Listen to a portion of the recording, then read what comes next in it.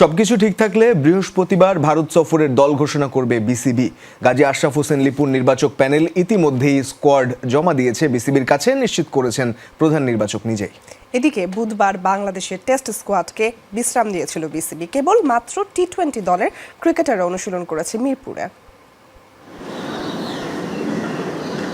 বুধবার মিরপুরের home of ক্রিকেটের মূল মাঠে শুরুতেই রানিং করেছেন ক্রিকেটাররা। তবে এখানে সবাই জাতীয় দলের পুলের ক্রিকেটার নয়। মাহমুদুল্লাহ রিয়াদ, মুস্তাফিজুর রহমান, সৌম্য সরকার সহ টি-20 ফরম্যাটের পুলভুক্ত ক্রিকেটাররা রানিং করেছেন, বাকিরা এইচপির খেলোয়াড়।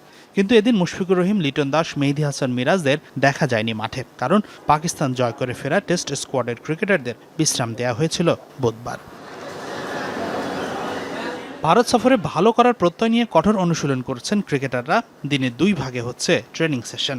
দুপুর পর্যন্ত অনুশীলন করে কিছুটা বিশ্রাম নিয়ে বিকেল থেকে দ্বিতীয় শিফটে ট্রেনিং করেছেন তাওহিদ হৃদয়, আফিফ হোসেন, জাকের আলী, শেখ মেহেদীরা। এদিকে ভারত সফরের জন্য এখনও স্কোয়াড ঘোষণা করেনি বিসিবি। তবে প্রধান নির্বাচক গাজী আশরাফ হোসেন লিপু নিশ্চিত করেছেন দল জমা দিয়েছেন তারা বোর্ডের কাছে। সভাপতির অনুমোদনের পর জানিয়ে দেয়া হবে স্কোয়াড। বিসিবি সংশ্লিষ্টরা বলছেন বৃহস্পতিবার ঘোষণা করা হবে দল। আমাদের টেস্ট টিম যাবে ভারতে, তো আমরা আমাদের কাজটা সেরে ফেলেছি এবং ক্রিকেট অপারেশনসের দপ্তরে আমরা আমাদের দলটা জমা দিয়েছি এবং আপনারা জানেন সেখানে একটা প্রসেস আছে, যে প্রক্রিয়ার মাধ্যমে সেটা একটা পর্যায়ে বোর্ড প্রেসিডেন্ট সাহেবের কাছে যাবে দলটা, এবং তার অনুমোদনের পরই বেসিক্যালি এটা মিডিয়ার মাধ্যমে অ্যানাউন্স হবে। এদিকে পাকিস্তানকে তাদের মাটিতে হোয়াইট ওয়াশ করে ফেরা টেস্ট স্কোয়াডের সাথে বৃহস্পতিবার দেখা করবেন প্রধান উপদেষ্টা ডক্টর মোহাম্মদ ইউনূস।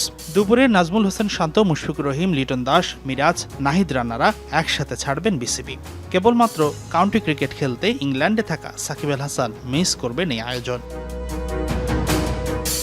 হাসানুর রহমান, যমুনা স্পোর্টস, ঢাকা।